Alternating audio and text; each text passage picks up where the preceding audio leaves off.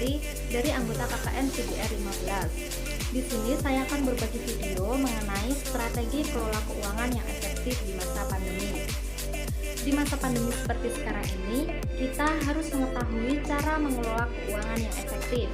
Dengan kata lain, kita dituntut untuk pandai mempraktekkan cara mengelola keuangan.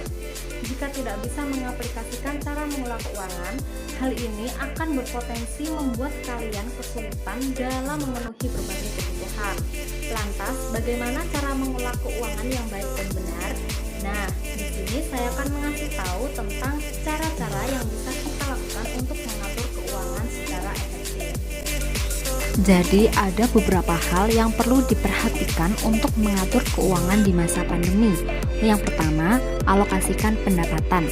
Di awal bulan pas kalian dapat pendapatan, kalian harus bagi sesuai alokasi.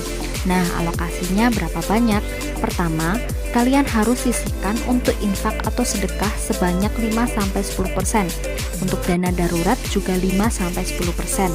Setelah itu kalian sisihkan untuk investasi sebesar 10%. Ketiga ini harus diprioritaskan di awal bulan sebelum ada pengeluaran lain. Jadi sisanya 50% untuk kebutuhan dan 20% untuk keinginan.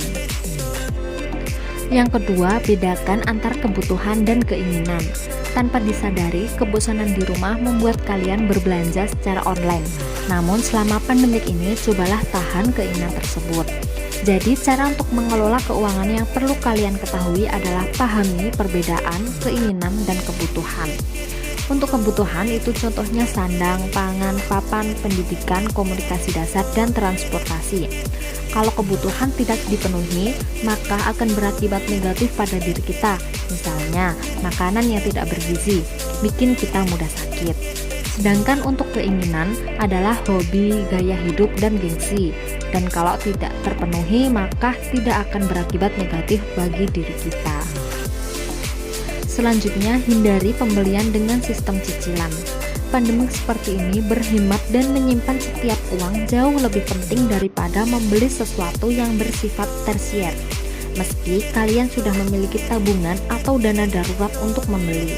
Hal ini lebih baik jika kalian menunda keinginan tersebut sampai masa kritis selesai. Nah, itu tadi sedikit tips yang bisa saya sampaikan. Semoga dengan adanya video yang saya buat bisa bermanfaat bagi kalian semua. Terima kasih. Wassalamualaikum warahmatullahi wabarakatuh.